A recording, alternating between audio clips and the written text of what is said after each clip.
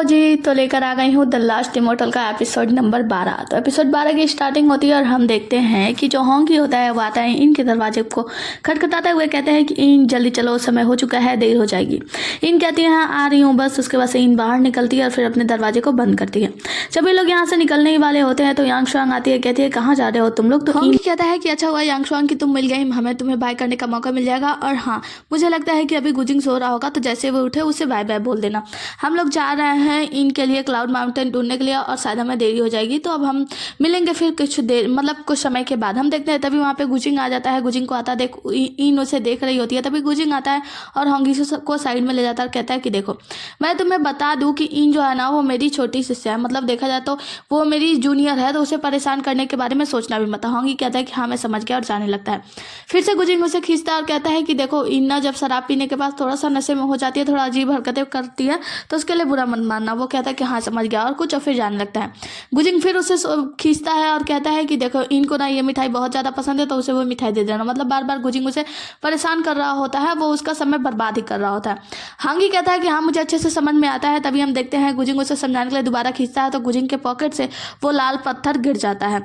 मतलब बोला जाता है 3 लाइव स्टोन वहीं पे गिर जाता है। उसे गिरता देखिए चारों लोग उस पत्थर का पीछा करने लगते हैं और पूरे मार्केट में, मतलब पूरा वो जगह होती है, सब छान मारते हैं।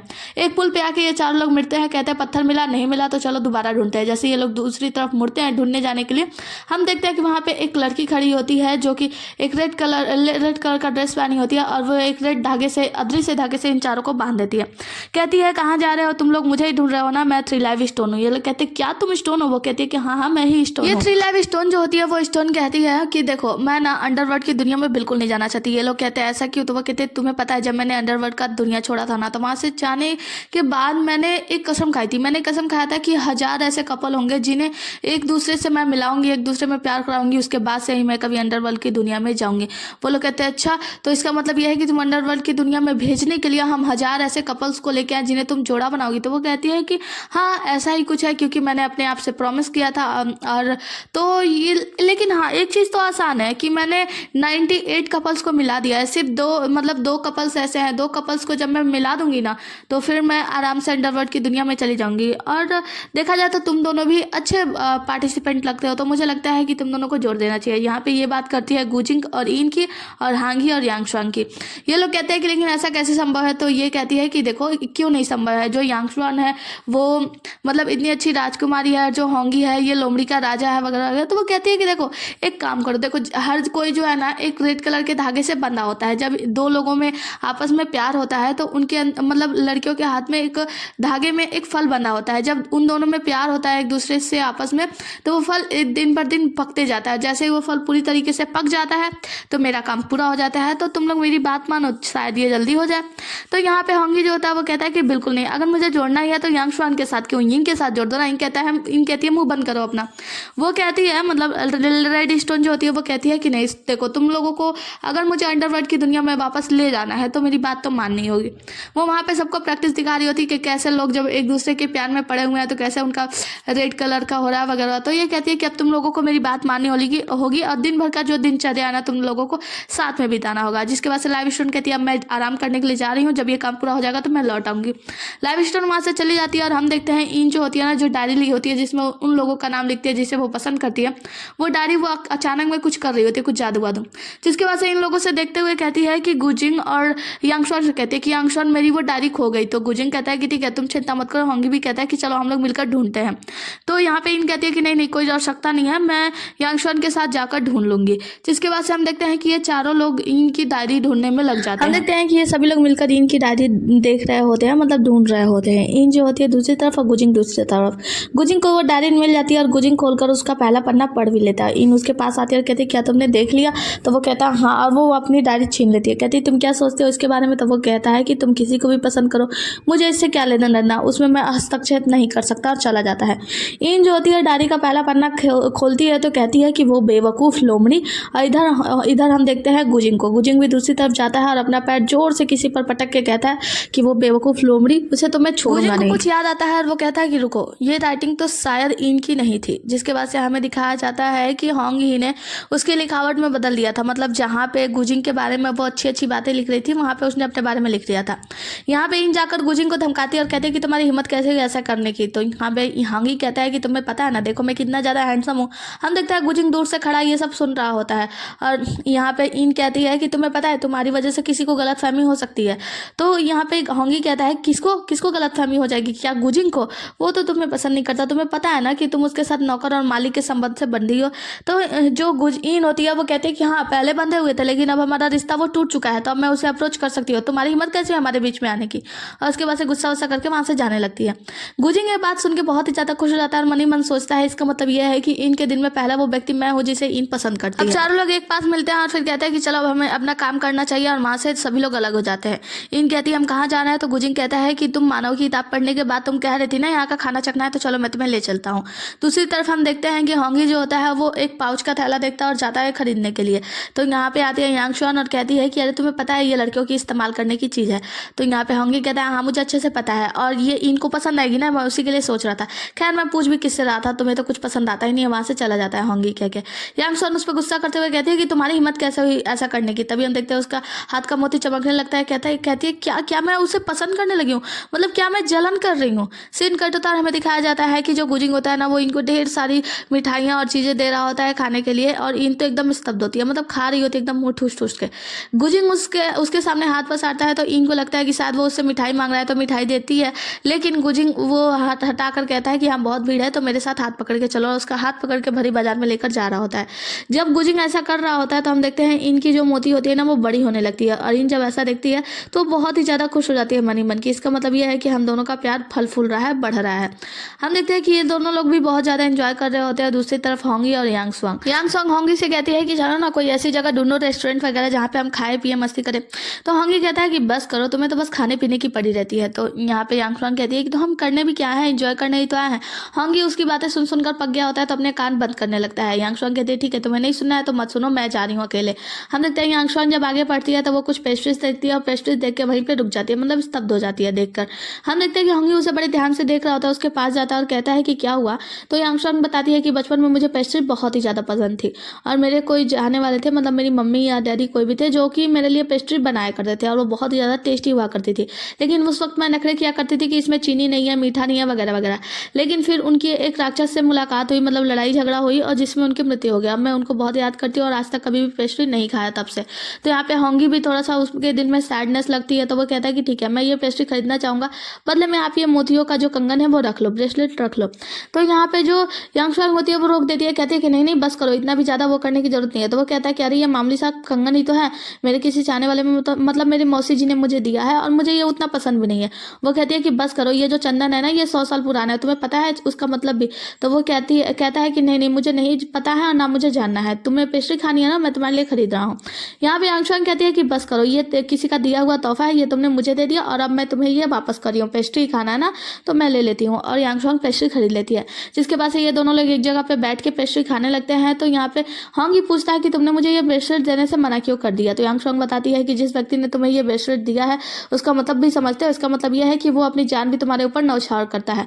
मैंने तुम्हारे जगह की बात सुनी है, वहाँ पे लोमड़ियों के राजा के साथ क्या हुआ था, कैसे उनकी मृत्यु हो गई थी और उस वक्त तुम्हारे मौसी जी उस समय पे जा नहीं पाई थी, किस तरह उन लिनमो की अरुओं के साथ प्यार चल रहा था और लिनमो बहुत ही ज़्यादा सैड रहने लगे थे जब बहुत सारी घटनाएं हुई थी। तुम्हें पता नहीं है कि तुम्हारी मौसी जी ने तुम्हारे लिए क्या कुछ किया, मतलब बहुत सारी बातें बताती है और बताती है कि इस चंदन की जो मोतियों का माला होता है ना ये जितने ही साल पुराना होगा उतना ही ज़्यादा शक्तिशाली होगा, इससे तुम्हें बुरी आत्माओं से बुरी शक्तियों से दूर रखेगा और तुम्हारी रक्षा के लिए ही है। और वो लोग तो अपने जान पे भी खेल जाएंगे तुम्हारी रक्षा के लिए, मतलब जो हमारे बुजुर्ग हैं वो हमसे बहुत प्यार करते हैं, मैंने तो मतलब देख लिया है और बुजुर्ग के जाने के बाद ही पता चलता है कि वो हमसे कितना प्यार करते हैं। तो तुम इन चीज़ को ना खोना, क्योंकि मैंने खो दिया है तो मैं नहीं चाहती तुम्हारे साथ कुछ भी ऐसा हो। सीन कट होता है और हमें दिखाया जाता है और वो जो होती है इसका हुलिया तो पूरी तरीके से बदल ही गया है। यहाँ पे लिनमो उससे मिलने के लिए आता है और कहता है कि यार वो तुम बदल गई, मतलब तुमने मुझे मिलने के लिए बुलाया, मुझे बहुत खुशी हुई। वो जो होती है वो कहती है कि मैंने स्वीकार कर लिया है, मैंने जान लिया है कि तुम मुझसे कितना प्यार करते थे, तुमने मेरे लिए ये किया वो किया, मतलब बहुत सारी बातें बताती है। यहाँ पे जो लिनमो होता है उसे तो यकीन ही नहीं हो रहा होता है कि रुओ इतनी जल्दी बदल कैसे गई। रुओ जो होती है एक हेयर पिन उठाती है और अपने बालों में लगाने लगती है, नाटक करती है, फिर कहती है कि ये हेयर पिन लग रहा है नहीं रहा है, क्या तुम मेरी मदद करोगे। लिनमो कहता है क्या सच में, और लिनमो जाके उसकी मदद करता है, वो हेयर पिन लगा देता है, कहता है कि तुमने मुझे माफ़ तो कर दिया ना। रुओ कहती है कि हाँ बिल्कुल मैंने तुम्हें माफ़ कर दिया, वैसे भी तुमने मेरे लिए इतना कुछ किया, मेरे लिए अपनी जान देने को तैयार हो गए, इतना ज़्यादा प्यार जो करते हो तुम मुझसे। लिनमो कहता है कि मुझे खुशी है कि तुमने मुझे माफ़ कर दिया और तुमने मेरे प्यार को समझा। मैंने इतने सालों तक तुम्हारा इंतजार किया, अब मैं खुश हूँ। वो कहती है क्या तुम्हें याद है यह हेयर पिन जब तुमने लगाया था? वो कहता है कि ऐसा कब हुआ था? वो कहती है कि शायद मेरे सपने में। जिसके बाद से वो उसके करीब जाती है, उसके दिल पे हाथ रखने वाली होती है, लेकिन फिर रुक जाती है। लिनमो कहता है कि क्या हुआ? तो आरुआ कहते हैं कुछ नहीं, जब दरअसल मैंने लड़ाई वड़ाई की है ना, तो मैं थोड़ी सी घायल हूँ, इसीलिए मैं अभी थोड़ा आराम करना चाहती हूँ। और वैसे मुझे इस बात का यकीन हो गया है कि आप मुझसे कितना ज़्यादा प्यार करते हो। लिनमो कहता है कि मुझे खुशी हुई कि तुम्हें एहसास हुआ और मैं तुम्हारा हमेशा इंतजार करता रहूँगा, बस तुम जल्दी से ठीक हो जाओ और मैं तुम्हें पूरी दुनिया के सामने अपना लूँगा। जिसके बाद से जो लिनमो होता है वो उससे प्यार भरी बातें करता है और वो कहती है कि अब मुझे आराम करना चाहिए, मुझे लगता है कि अब तुम्हें जाना चाहिए। लिनमो कहता है कि ठीक है, मैं चलता हूँ और मैं हमेशा तुम्हारा इंतजार करूँगा। वहाँ से चला जाता है और वो कहता है तो आरुओ का नाम सुनकर इंग्स को बहुत ज़्यादा गुस्सा आता है। वो अपने बालों का वो हेयर पिन निकालती है और फिर उसे भस्म कर देती है।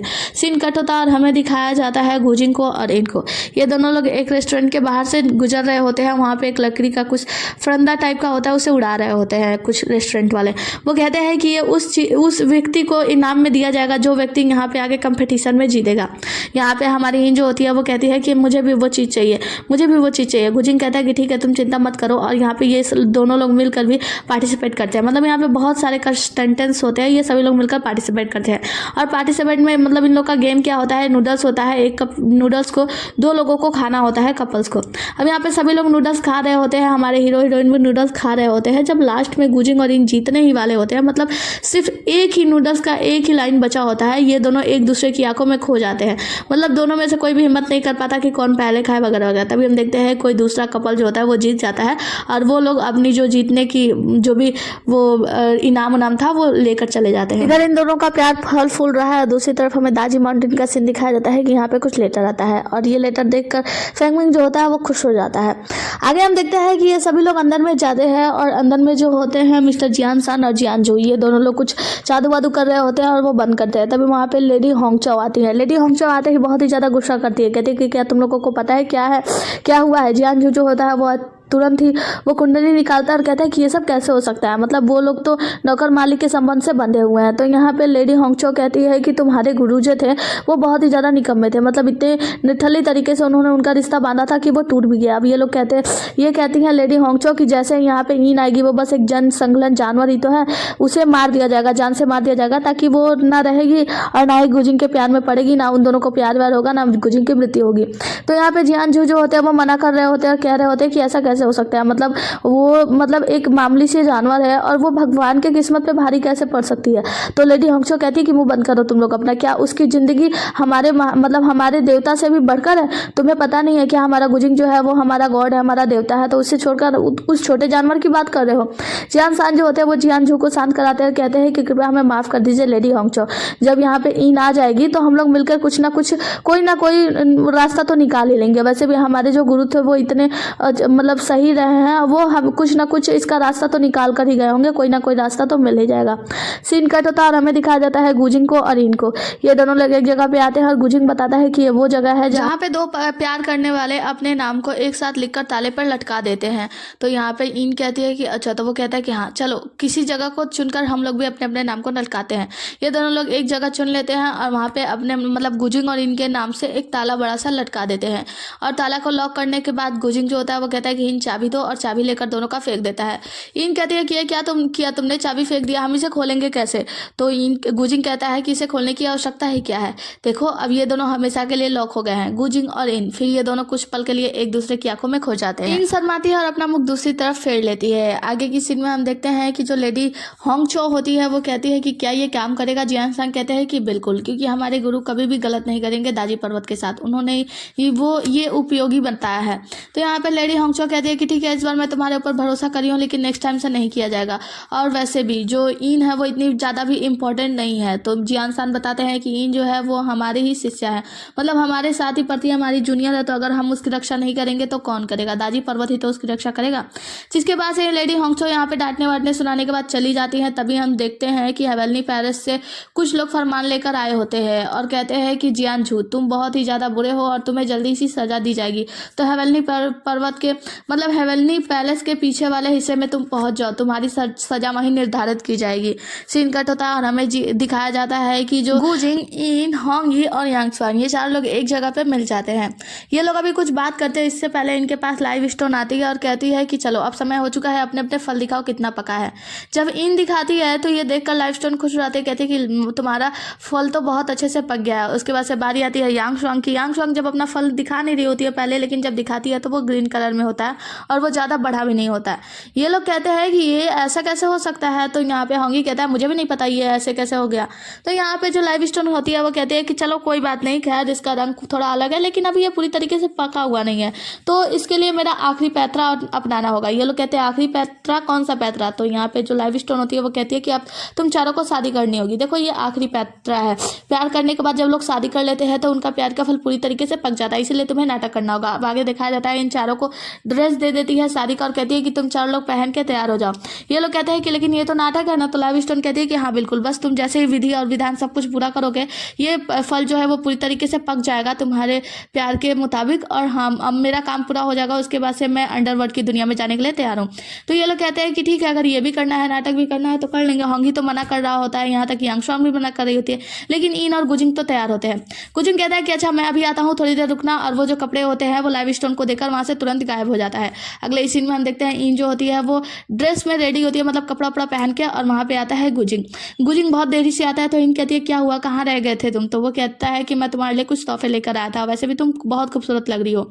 उसको वही ड्रैगन फ्लाई देता है जो कि वहाँ पे रेस्टोरेंट में वो जीत नहीं पाया था। इन कहती है ये तुमने कितने पैसे में खरीदा? तो वो कहता है कोई बड़ी बात नहीं, मैं तुम्हें ये तोहफे में देना चाहता था, हमारे शादी का तोहफा।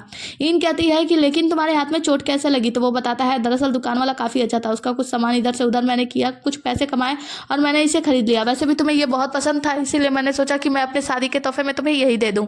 इन कहती है लेकिन हमारी शादी तो झूठी है ना। तो वो बताता है कि देखो हमारी शादी भले ही झूठी है लेकिन मैं तुमसे प्यार झूठा नहीं करता, मेरी जो भावनाएं हैं वो सच्ची हैं। उसके बाद से वो कहता है कि तुम्हें पता है बहुत समय पहले ही मुझे यह एहसास हो चुका था कि नौकर और मालिक के संबंध में रहते हुए भी मैं तुमसे प्यार करने लगा। मुझे नहीं पता कि उस संबंध के टूटने के बाद हम दोनों एक साथ हो पाएंगे नहीं, लेकिन हाँ मैं तुम सबको बहुत पसंद करता हूँ और तुम्हारे साथ रहना चाहता हूँ। मैं चाहता हूँ कि जो मुकुट मेरे भाई ने मतलब जियान सर ने मुझे दिया था वो मुकुट मैं तुम्हें पहनाना चाहता हूँ। मैं चाहता हूँ कि तुम उस मुकुट में मेरे सामने आओ, मैं तुमसे शादी करना चाहता हूँ वगैरह, और ये तोहफा तुम्हारे लिए, क्या तुम इसे एक्सेप्ट करोगी?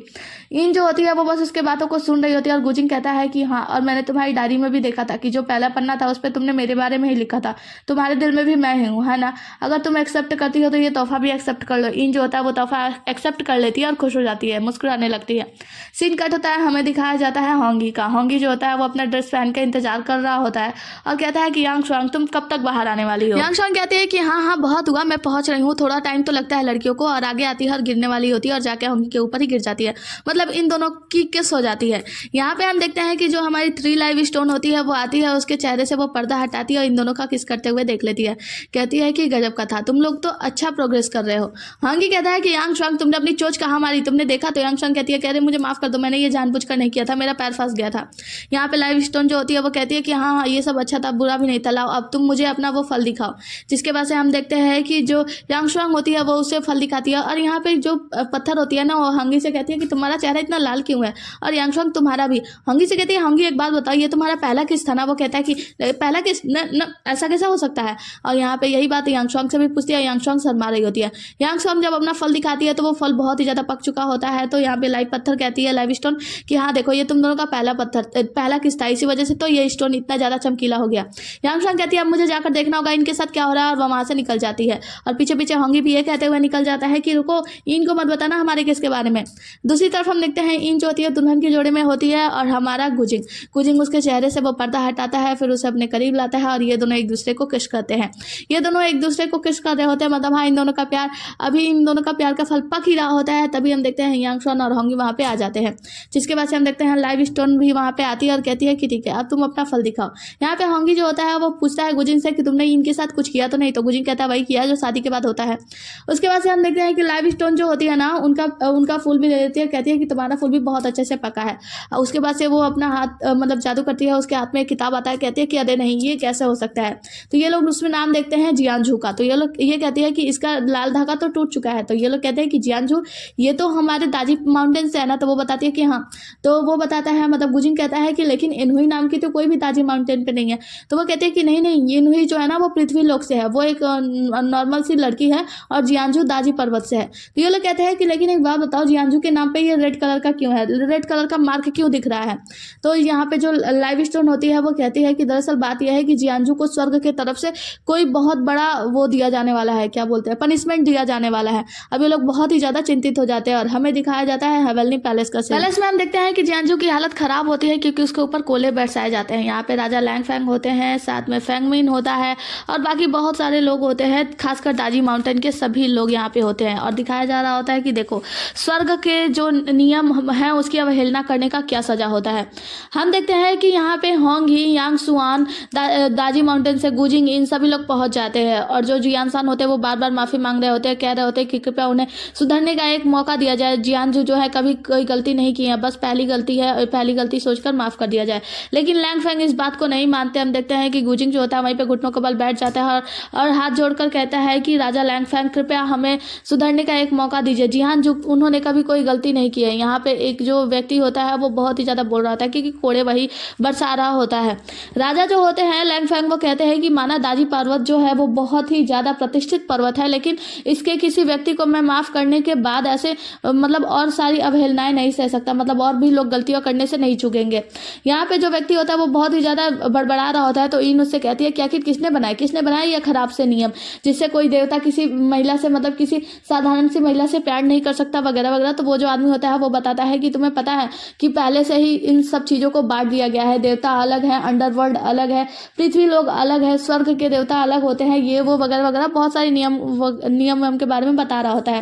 दाजी पर्वत के जितने भी लोग होते हैं, दाजी माउंटेन के सभी लोग मरने के लिए तैयार होते हैं, कहते हैं कि हमारे भाई को छोड़ दिया जाए और उसके बदले में चाहे तो आधा हिस्सा मतलब उसका आधा सजा मुझे दे दिया जाए। जियान सान जाते हैं और कहते हैं कि मेरा भाई जो जियांजू है उसने कभी कोई गलती नहीं की, हाँ उसने इस बार गलती कर दी है, पहली गलती है उसकी और मैं भी निगरानी रखने में असफल रहा, तो उसकी आधी सजा मुझे दे दी जाए।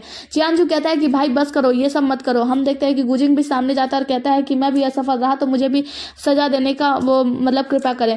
यहाँ पे इन भी जाती है और दाजी पर्वत के एक एक करके सभी लोग घुटनों के बल बैठ जाते हैं और कहते हैं कि इनकी आधी सजा मुझे दें। राजा जो होते हैं लैंग फैंग वो कहते हैं कि दाजी पर्वत के सभी लोग एकजुट हैं और मैं इनकी भावनाओं को तोड़ना नहीं चाहता, इसीलिए उनसे कहते हैं कि ठीक है बिजली के झटके इन सबको दो, मतलब इन सबको मारो, और सबको पीटा जाता है। जियांजू जो होता है वो दाजी पर्वत के सभी लोगों से कहता है कि कृपया आप लोग यहाँ से चले जाए, मेरे वजह से आप लोग सजा ना सहे। जब जियांजू को देखा नहीं जाता तो अपनी शक्तियों का इस्तेमाल करके सबको वहां से साइड कर देता है, कहता है कि मैंने गलती किया तो इस गलती की सजा भी मुझे ही भुगतने दे और आप लोग इसके बीच में ना आए। हम देखते हैं वो बिजली के कोड़े जो होते हैं वो एक पर एक बहुत ज्यादा बरसाए जाते हैं जियांजू के ऊपर, मतलब जियांजू की एकदम सांस अटकने लगती है। सभी लोग चिल्ला रहे होते हैं, दाजी पर्वत के सभी लोग रो रहे होते हैं। जियांजू कहता है कि आप लोग चिंता मत करें, अगर मैंने गलती किया तो मैं सजा भुगतने के लिए भी तैयार हूँ। कोड़े बरसाते बरसाते हम देखते हैं जियांजू की हालत बुरी तरीके से खराब हो जाती है और वो वहां पे बेहोश हो जाता है। जो व्यक्ति उन्हें सजा दे रहा होता है वो राजा लैंग फैंग से कहता है कि राजा साहब अब तो वो बेहोश हो चुका है, मतलब वो सांसें नहीं ले रहा है, तो क्या करना चाहिए। सीन यहीं पे कट होता है और ये एपिसोड भी यहीं पे समाप्त होता है। मिलते हैं अगला एपिसोड में, तब तक के लिए बने रहिए हमारे साथ। टाटा बाय बाय और टेक केयर। और हाँ, अभी तक रुके हो तो बिना वीडियो को लाइक किए बिल्कुल मत जाना, चाहिएगा नहीं, लाइक करके ही जाइएगा। Okay bye.